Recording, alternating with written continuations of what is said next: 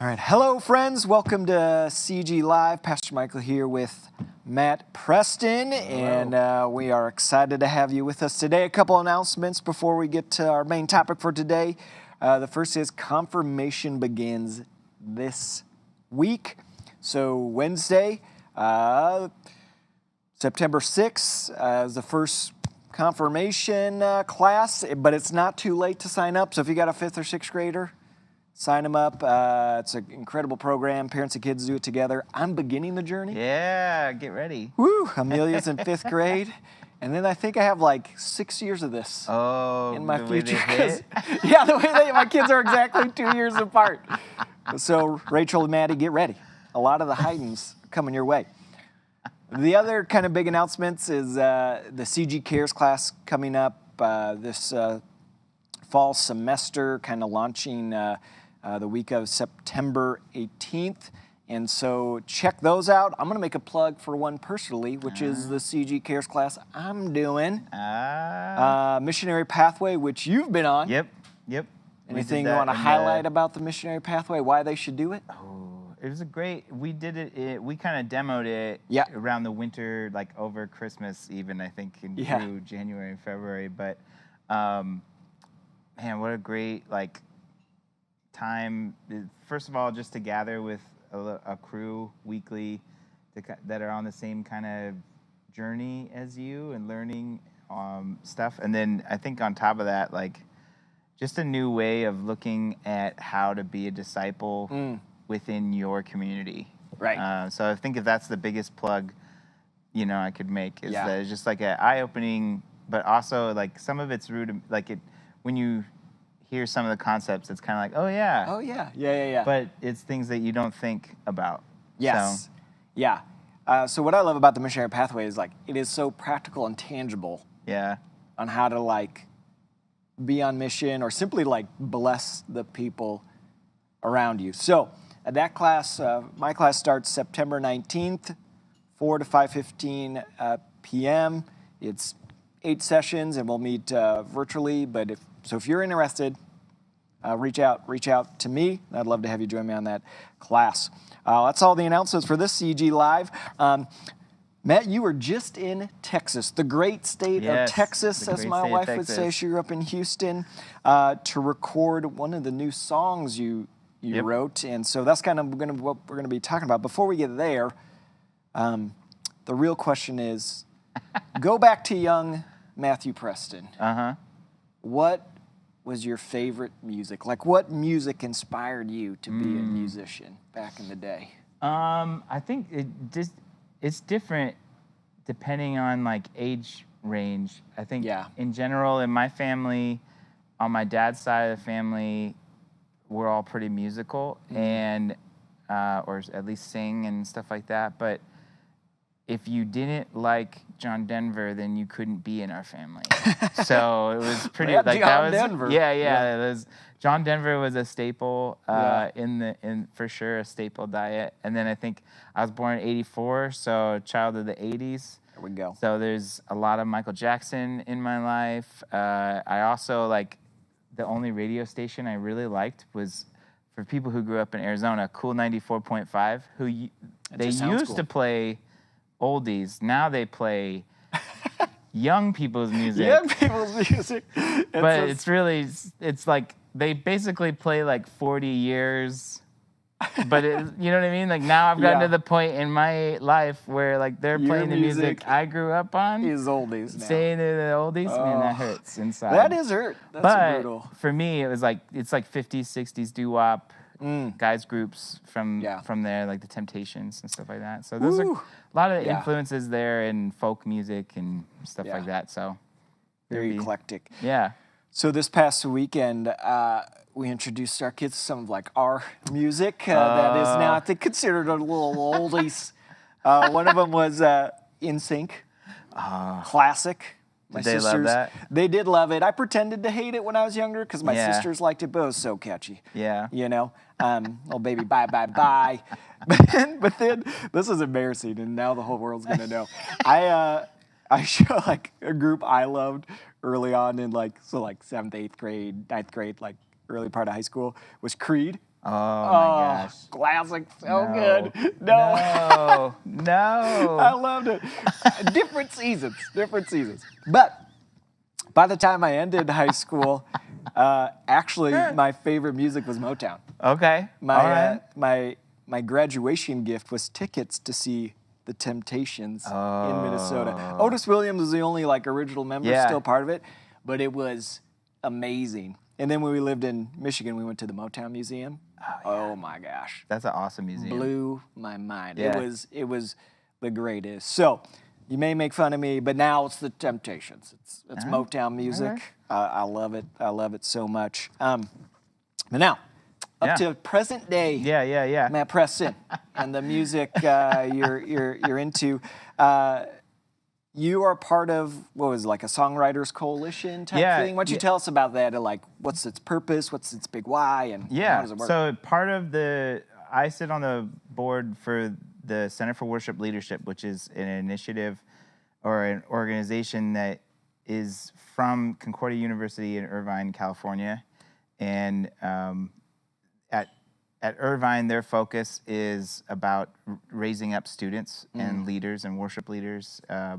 And then outside in the larger church, obviously, where we're at nowadays, is resourcing people who are already in the field. And so for me, I lead what we call the Liturgy Initiative, which is initiative underneath the Center for Worship Leadership that's focused on writing new liturgies for modern times instead of a lot of like stealing from the past. But but really it's like creating a vernacular for common day, kind of like the book Every Moment Holy, if you've ever read it before, or even Portals of Prayer is another variation of like creating liturgies for modern life.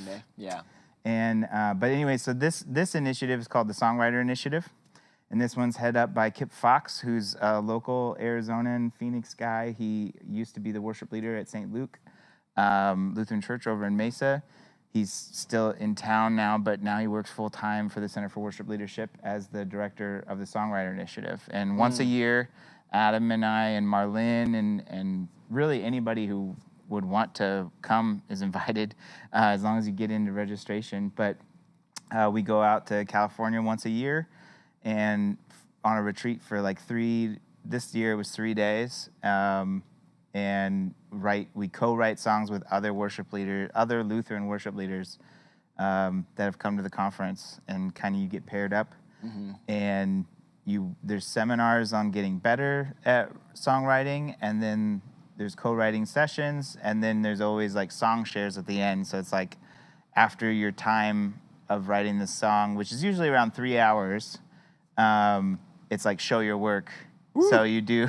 That sounds like nerve-wracking. Yeah, exactly. So there's a little like pressure because you got to perform something at the end of your time. Like this is where we went. Yeah. And so that's the idea behind the Songwriter Initiative, is really trying to lead a movement of, I guess, like encouraging more and more Lutheran songwriters to write for our church. And so Adam and I and Marlene are a part of it, and it's always a blessing to be out there for it. Yeah, and what a blessing for like the wider church to offer these songs. And as I mentioned, you went to Texas to record one of the songs that you were part of writing. Why don't you tell us about it? I love the title of it. Yeah.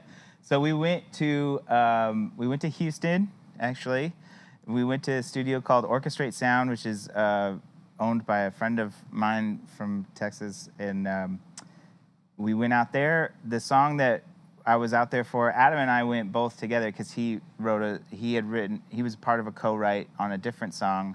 And so actually we both went out. He recorded his song, I recorded mine. But the song for me is a song called God Who Bleeds. Very, very uplifting and happy song called God Who Bleeds. If you know me, uplifting and happy are not always the like pinnacle. I'm an Enneagram 4, so you love the deep melodic feelings. Yeah. So this is right up your alley.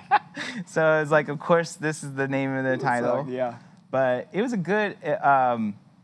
The way this song got written was there was 4 of us. We always bring in like a clinician or an expert in the field of songwriting, and so this year we brought in. Actually, this is the second year coming back, but his name's Benji Cowart, and he has co-written like so many. Like most people wouldn't know it, but he has written so many songs. Sounds like we hear on the radio. That you hear in the radio. Big Daddy Weave, Maverick City. Oh gosh. Yeah. Like a lot of artists he has co-written with, and so it's just funny. Even the other week we were singing a song in church, and like I look at the artist credits and it was him, and I was like, "Come on, that's funny." So he was in the group with me and a pastor from Kansas City named John Gruen, and Kara Berg, who serves as a worship director out in California as well. And the 4 of us got together, and as most of the ways those things go, we were praying, and we actually, Benji like had us start out, we listened to a song by Bonnie Raitt. She won Song of the Year this year for this song. It's called Just Like That. And if you haven't heard that song, you should listen to that song. But like we were listening to it, and at the end of the song, we were all just like crying. The story of that song is about a woman who lost her faith because her son died at like 25. But the story is about a man who finds her and basically tells her like, I received your son's heart. Oh gosh. And so at the end of the song is the end of the song is like Grace found her. And she like, it's all about the story of like meeting this man. Oh man. Being close to her son's heart again. It's crazy. It's a good song. But we were like, so we listened to the song, we were all just like in tears by the end of it. And then we were just talking about what we wanted to write. And I think the end, Benji kind of brought up the fact that it was like, we need more real songs like the one that Bonnie wrote in the church. And just like real life, hard-hitting songs that, and I think even one of the lines, I think John Gruen, the pastor, he brought it up where I think he said, you know, like, we need to talk about, or I need a God who bleeds. I don't need a God who just is like, who's present. I need a God who bleeds for me. Oof. And so that's where the line came from. Yeah. And then you'll, like in the lyrics, we kind of lean a little bit on Wondrous Cross, the hymn. Yeah. When I survey the Wondrous Cross, the bridge portion of God Who Bleeds is like a new age like interpretation of the Wondrous Cross. Wondrous Cross. Why don't you unpack the God Who Bleeds a little more? Like why is that such a need for us? Like we do need a God who's present. Yeah. But even more, why as a group are we like, yeah, this is what we truly need? Yeah, I think it's funny because I don't know if it's funny, but the interesting piece of it, at least, is, you know, there's no other religion in the world that exists that has a God who is present in our sufferings, who has shown up, who has lived a life like ours, who has known the pain and the hurt and the suffering that we have known. Every other religion really focuses on trying to get away from those sufferings and those pains, to act like that doesn't exist anymore in life. And I think just like the yes but and of life that we've all experienced is like, there are great highs, but there are also incredibly deep lows. And to ignore the fact that those exist in life would leave a religion that is empty and hollow, and a God who is out of touch with Yeah. with the people Yeah. that love him and serve him.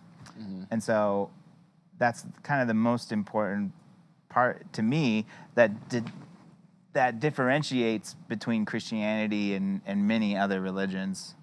Yeah. Yeah. Because many other religions, God doesn't like enter into it. He's maybe there or No. sees, but he's kind of detached. Or the religion is, how do you like escape it?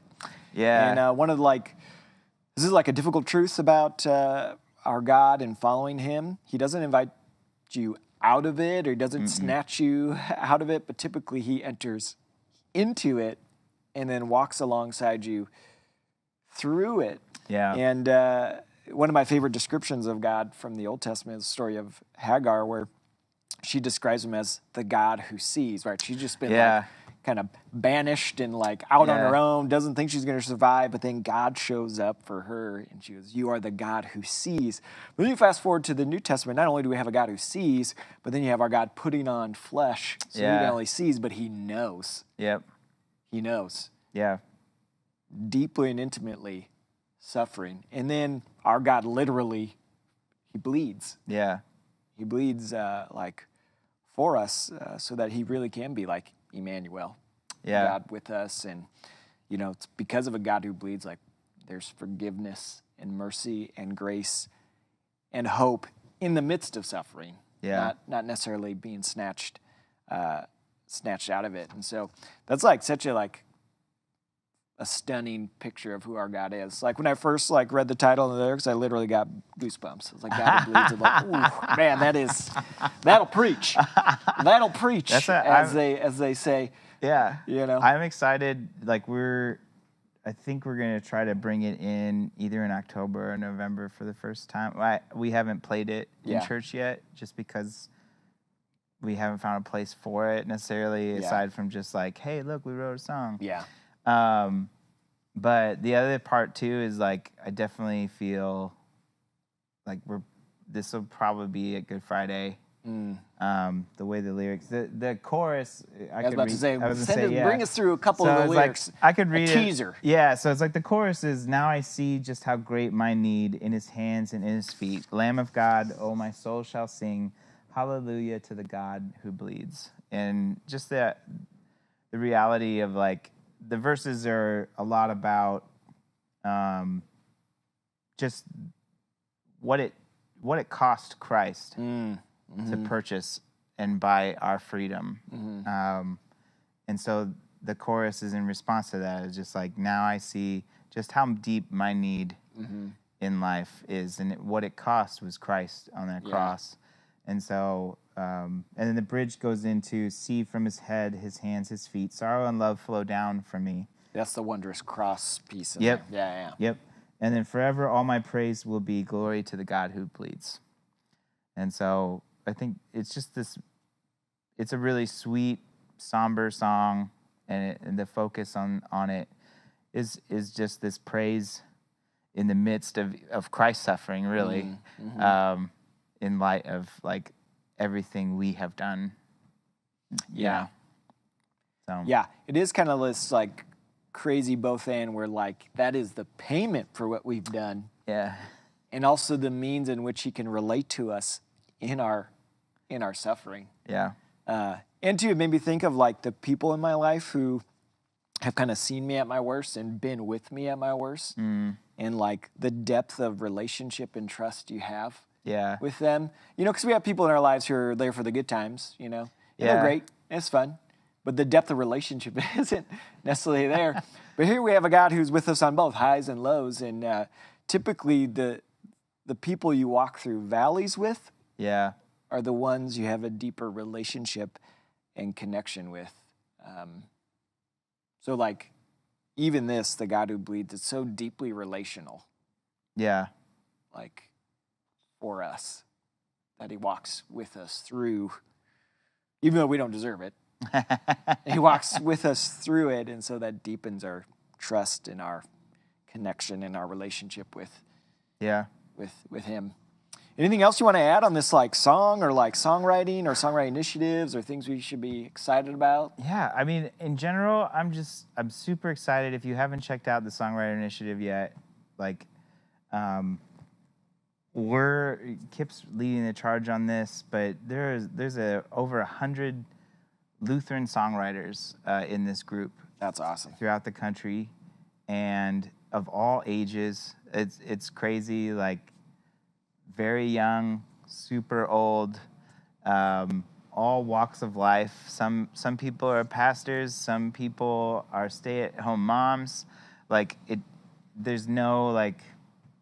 It's just a very eclectic group of people who love the Lord, who love writing together for the church, and I'm excited to see where this takes us moving forward, because we're set now with the Songwriter Initiative. They're going to be releasing a song every 6 weeks, starting off on October 2nd, I think it is, or no, wait. October 6th. Starting on October 6th.